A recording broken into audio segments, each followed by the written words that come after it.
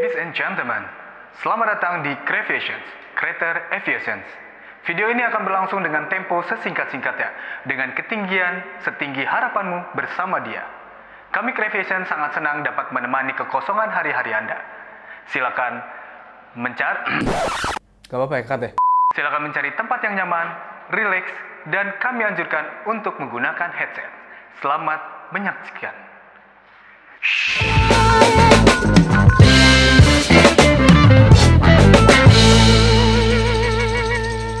Kalian tahu nggak sih gimana caranya masuk dunia penerbangan? Apakah perlu ke agensi atau harus sekolah dulu? Berikut caranya.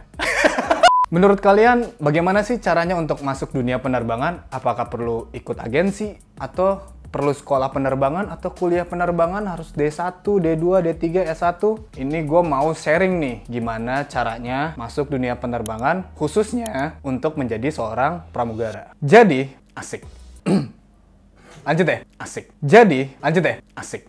Jadi gue mau mulai cerita berawal dari gue SMA dulu. Asik. Jadi pertama waktu SMA gue tuh gak kepikiran gitu, gak ada cita-cita buat masuk dunia penerbangan. Karena gue ngeliatnya tuh dunia penerbangan tuh kayaknya gak asik gitu, kaku banget gitu, kayak pesawat, engine gitu doang. Terus akhirnya sampai singkat cerita ya, itu gue tuh pengennya kuliah gitu. Gue gak masuk kuliah yang gue pengen. Setelah itu ada yang nawarin gue untuk menjadi seorang FOO. Nah, lu tau nggak FOO apa? FOO itu adalah Anjir lupa. Asik. FOO itu adalah Flight Operation Officer. Atau bisa dibilang kayak pilot daratnya lah. Untuk lebih detailnya, kalian bisa cek video di atas tentang FOO dan Crevation udah bahas video itu. Nah, sertifikat dari FOO atau license-nya FOO itu bisa dikeluarkan minimal umurnya itu 21 tahun dan sedangkan gue masih 18 tahun. Akhirnya gue mencari yang lain dan dikasih tahu bahwa ikut jadi pramugara aja. Jadi pramugari. Jadi pramugari. Ya, jadi diajak menjadi seorang pramugara. Nah terus gue bingung kan, gue nggak ada basic apa-apa tentang dunia penerbangan gitu dan gue nggak kepikiran aja gitu dan gue belum prepare juga untuk jadi pramugara. Yang gue lihat kan pramugara harus ganteng, ya ganteng gue adalah basic dikit kan. Harus pinter bahasa Inggris, ya bahasa Inggris ya seadanya lah, gue nggak terlalu jago-jago juga, bisa doang. Terus badan waktu itu harus kayak, wah ideal lah, gue mikirnya tuh kayak model banget gitu. Sedangkan gue dulu SMA tuh kayak kurus gitu, kurus banget kayak lidi gitu, kurus. Dan akhirnya gue tuh dianjurkan buat ikut sekolah pramugari dulu. Dan FYI untuk sekolah airline ini sebenarnya nggak perlu. Cuman karena gue merasa nggak ada basic, jadi gue yaudahlah sekolah aja dulu supaya gue ada basicnya nih. Karena untuk masuk dunia airline ini, ya sama seperti ngelamar kerjaan seperti biasa. Lu cari, informasi di website, lu cari ya job-job recruitment, open recruitment gitu. Terus nanti lu datang, ngasih dokumen ya kayak biasa gitu. Cuman gua karena ya gua baru lulus SMA, gua gak ngerti apa-apa. Jadi ya udahlah gua sekolah aja lah, sekolah pramugara gitu, sekolah penerbangan. Ya singkat cerita gua sekolah kurang lebih sekitar 3 bulan. Selama 3 bulan ya gua mulai terbuka lebar mata gue tentang dunia penerbangan. Banyak banget kayak gue belajar tentang ya dunia penerbangan tuh nggak cuma pramugara, pramugari, pilot gitu doang. Ternyata ada juga ya kayak ground staff, ya petugas check-in, petugas tiket dan lain-lain gitu, masih banyak juga gitu. Nah, selama perjalanan gue menuju pramugara itu cari pekerjaan karena kan di sekolah aviasi ya, dan otomatis link-linknya tuh banyak dari guru gue, dari instrukturnya sekolah gua tuh itu jadi ada linknya lah. Nah beberapa kali gue pernah coba nih dari mulai jadi pramugara, pernah gue daftar jadi ground staff, pernah juga gue daftar jadi teknisi. Saking waktu yang pertama tuh jadi pramugara tuh gue sempat gak keterima sekali. Terus karena gue malu lah, gue belum ngapa-ngapain kan. Akhirnya ya gue coba aja deh, penting gue masuk dunia airline dulu deh. Ada pembukaan, ada rekrutmen, daftar. Mau apa jadi pramugara? Daftar. Mau teknisi?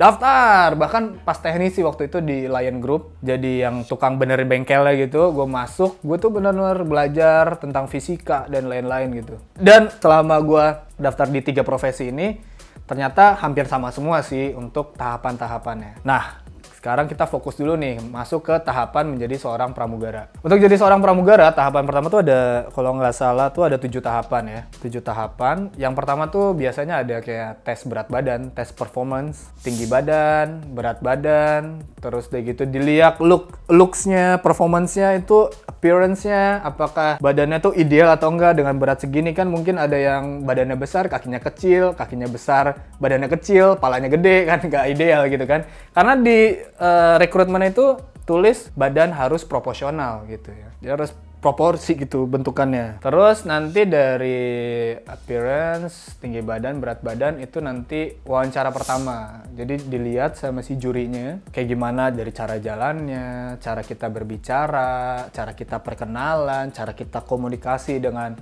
si juri tersebut, orang lain tersebut. Bahkan nih katanya nih, kan kita tuh nunggu tuh selama masuk ke ruangan tuh kita nunggu. Bahkan tuh sambil nunggu tuh sudah diperhatiin ini orang nih udah nunggu lama di luar nih kayak gimana nih, apakah masih sabar kah atau gimana. Dan gue punya pengalaman, gue itu datang pagi, jam 6 pagi, dan gue baru di interview itu jam 7 malam. Bayangin, 13 jam. Di situ dilihat juga ada nilai plus juga. Oh, nih orang masih on time performance gak nih? Performance-nya masih oke gak nih selama 13 jam nunggu? Dan alhamdulillah gue masuk pas itu.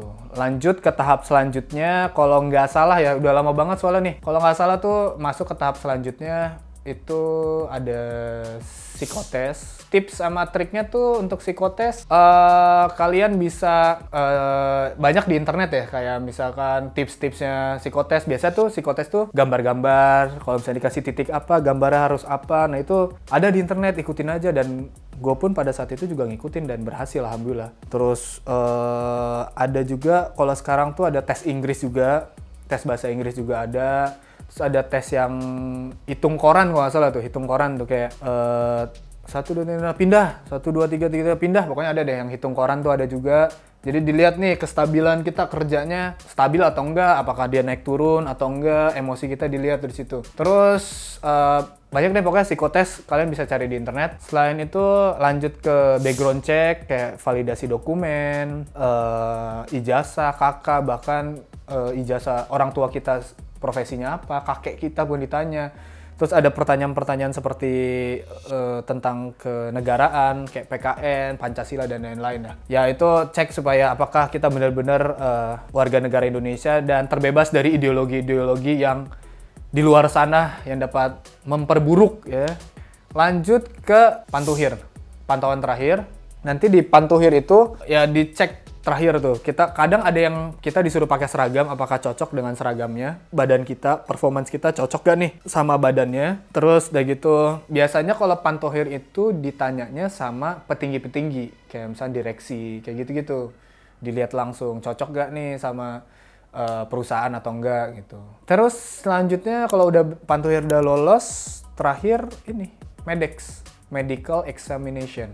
Medcheck, jadi dicek darahnya, gigi, ronsen paru, cek fisik, lu dicek badan lu ada tato atau enggak. Terus ya semuanya dicek lah, urin dicek, pendengaran, penglihatan.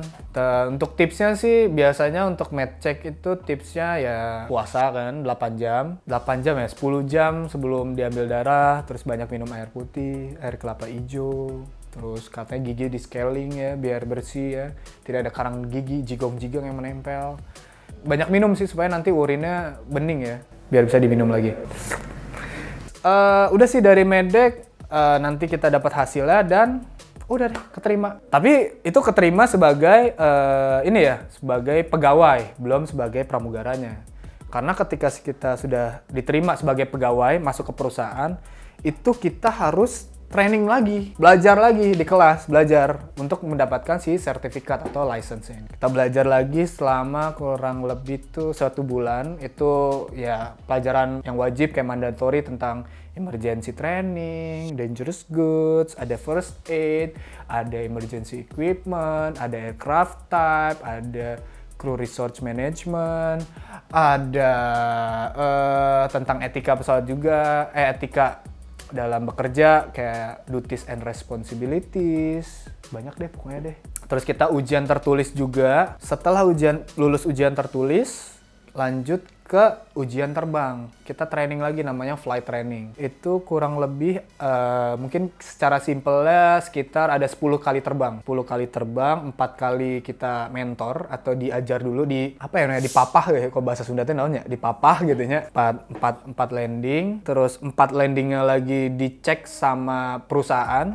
Benar-benar dicek kayak ujian si 4 landingnya ini. Dan yang terakhir di 2 sektor ini, di 2 penerbangan ini bakal dicek sama pemerintah yaitu DKPPU. Terus setelah ini udah beres, ya udah nanti sama DKPPU itu dirilisin. Wow, ini udah berhasil. Ya udah deh, akhirnya terbang deh megang license, dan syarat untuk memegang sertifikat dan lisensi itu adalah minimal usia 18 tahun.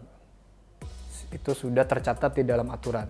Jadi ya singkat cerita ya, itu tahapan-tahapannya seperti itu untuk masuk dunia penerbangan, khususnya untuk menjadi seorang pramugara. Untuk lebih detailnya kalian bisa cek video Creations atau video pribadi gue ya, ada juga ya. Video pribadi gue itu lebih detail ya tentang pramugara, lu bisa cek di video pribadi gue itu.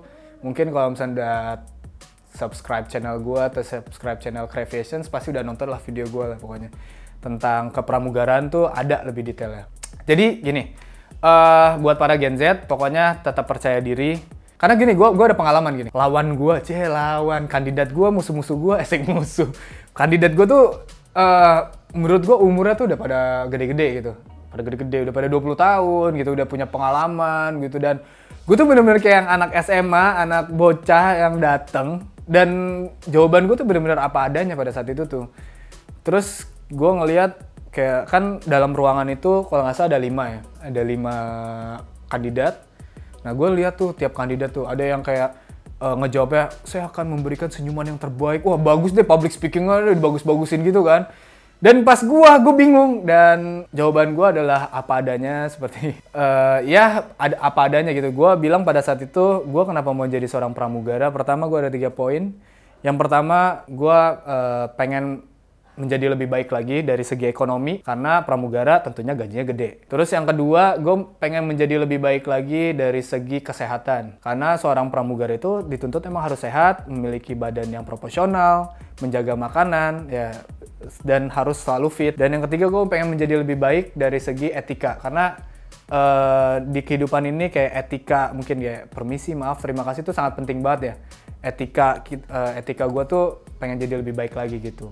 Dan gue bilang kayak gitulah, bahasanya intinya gue bilang kayak gitu, gue pengen menjadi lebih baik. Dan pada saat di interview pun si wawancara tuh ngelihat, oh gitu, kamu kayaknya berat badan kamu kurang karena emang benar-benar kecil banget gitu. Dan ya udahlah, gue hanya mengungkapkan kejujuran dari isi hati, dan intinya dari gue walaupun gue punya kekurangan, gue mau siap untuk berubah. Gue pengen berubah jadi lebih baik. Ketika gue masuk perusahaan, gue pengen berubah menjadi lebih baik. Dan mungkin itu niat gue itu yang mungkin sampai ke hati gitu. Karena segala sesuatu yang dari hati akan kena ke hati gitu. Oke teman-teman, jadi untuk masuk dunia penerbangan itu nggak perlu agensi atau sekolah penerbangan. Yang penting, yang paling diperlukan ada persiapan diri kalian.